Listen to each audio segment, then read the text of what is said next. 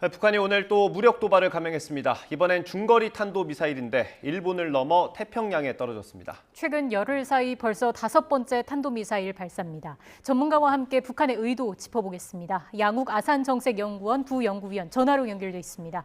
위원님 나와 계시죠?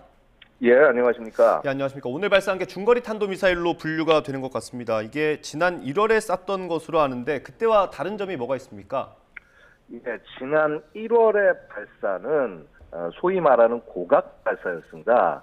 즉, 일본의 이지 근처까지는 가지만은 예를 들어서 일본을 지나치지 않는 그런 발사를 했는데요. 자, 이번에 발사는 4,500km를 비행을 했습니다. 당연히 그 일본을 지나서 날아갈 수밖에 없는 거리였고요. 예. 그다음에 사거리를 봤을 때는 화성 12형 미사일을 발사한 것이 아닌가. 그래서 이 미사일의 그 최대 사거리까지 발사한 것이 아닌가 이렇게 추정을 할 수 있겠습니다. 최근에 또 여러 장소에서 미사일을 쏘고 있잖아요. 이번에는 자강도 무평리가 지목이 됐는데 이건 어떤 곳일까요? 예, 기본적으로 지금 북한의 미사일 발사들은 지금 북한이 이 각 미사일들이 전부 실전 배치가 됐고 명령에 따라서 언제든 발사할 수 있다라고 하는 것을 과시하기 위해서 일부러 다양한 기지에서 지금 발사를 하고 있어요. 네. 그래서 그런 측면에서 봤을 때 이번 그 발사 같은 경우도 결국 기본적으로는 IRBM의 기지, 새로운 기지에서 미사일을 발사할 수 있다라고 하는 이런 부분들을 보여준 것이다. 즉, 이 북한이 지금 보여주고자 하는 것은요, 그 9월 초에 핵 무력 정책법을 통해서 자, 우리는 이렇게 선제 타격, 언제든 이 미사일을 핵미사일 발사에는 태세를 갖추고 있다라고 얘기를 한 것이고 지금 그것을 차분차분 하나씩 북한 입장에서는 보여주고 있는 것이다. 이렇게 평가할 수 있겠습니다. 예. 이번에 또 주목할 만한 게 일본 상공을 넘어갔다는 겁니다. 이게 어떤 의미가 있는 겁니까?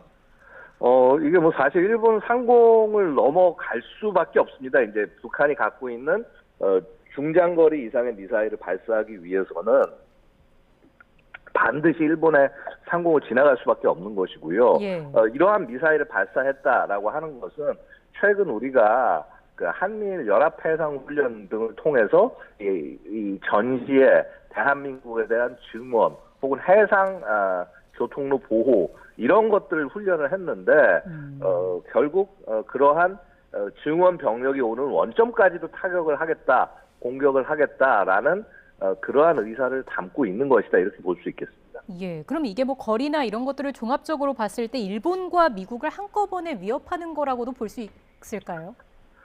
사실 이 미사일 자체는 일본을 공격하기에는 너무나 사거리가 깁니다. 예. 일본 공격을 위해서는 다른 그 중거리 미사일들이 존재합니다만은 기본적으로 일본의 상공을 지나가면서 일본 국민들을 두려움에 떨게 했다는 것, 그다음에 미사일 사거리 자체가 괌 등의 그 미국의 이 동북아 영내의 전략 기지들을 전부 타격할 수 있다는 점.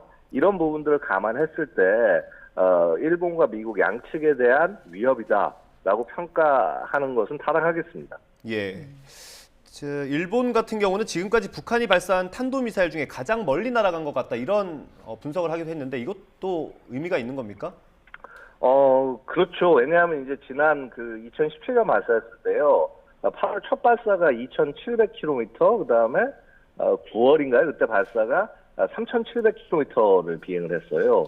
그런데 이번에 4,500km를 비행을 한 겁니다. 예. 지금 북한이 발사한 미사일들 중에 사실 사거리가 훨씬 더 긴 거는 ICBM이 사거리가 길 텐데 북한은 ICBM으로는 단 한 번도 실거리에 비슷한 사격을 한 적은 없습니다.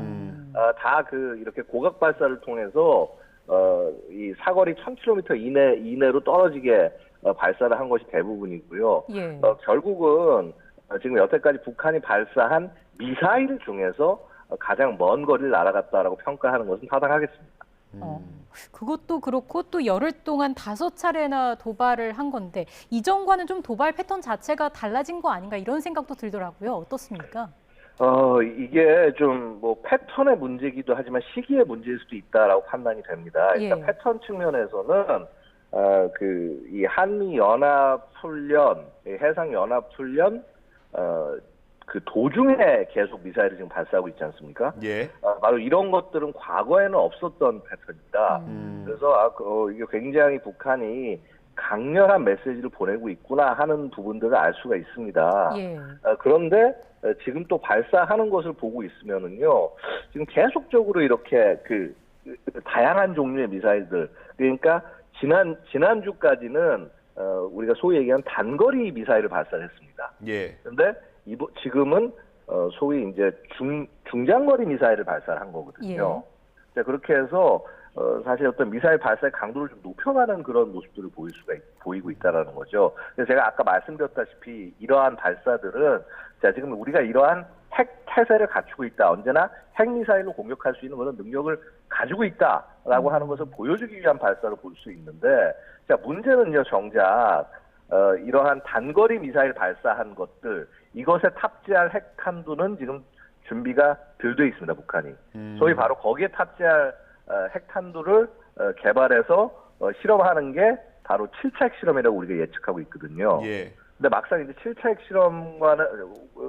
핵실험은 차치하고 계속 이제 미사일 발사들을 하고 있는 이런 모습들, 이것이 뭐 사실 그 중국의 20차 당대회를 뭐라고 그럴까, 이런 걸 감안을 해서 북한이 핵실험이나 이런 것들을 늦추고 뭐 혹은 미사일 발사 시기를 조절하는 것이 아니냐라는 것이 기존의 관측이었는데, 지금 모습을 보고 있으면은요, 되려 그러한 스케줄을 그닥 그렇게 크게 배려하지 않고 있는 듯한 모습도 보인다는 거죠. 예. 그래서 이것은 북한 자체가 뭐 물론 나름의 수위 조절은 중국에 대해서 하고 나가는 것이겠으나, 지금 누구 다른 나라, 그러니까 아무리 뭐 도움이 되는 나라로 중국이라고 해도 거기에 그 스케줄을 맞춰줄 만큼의 여유가 없구나. 되려 북한 스스로가 뭔가 하여튼 굉장히 다급한 내부의 아젠다가 있지 않을까. 되려 지금 이런 의문들이 생길 정도로 굉장히 기존과는 좀 다른 모습들을 보여주고 있다는 것이죠. 물론 이 부분은 조금 더 관측을 하고 정보를 수집해서 분석을 해봐야 될 겁니다. 예, 말씀을 들어보면 내부 정치적으로 어떤 문제가 있는 것 같다라는 말씀이신 것 같은데, 그러면 지금 속도를 내고 있는 것 같은데 SLBM이나 핵실험도 그러면 예정대로 우리가 예정하던 10월 중순, 그러니까 이번 달 중순쯤에는 핵실험을 할 가능성이 높다고 보십니까?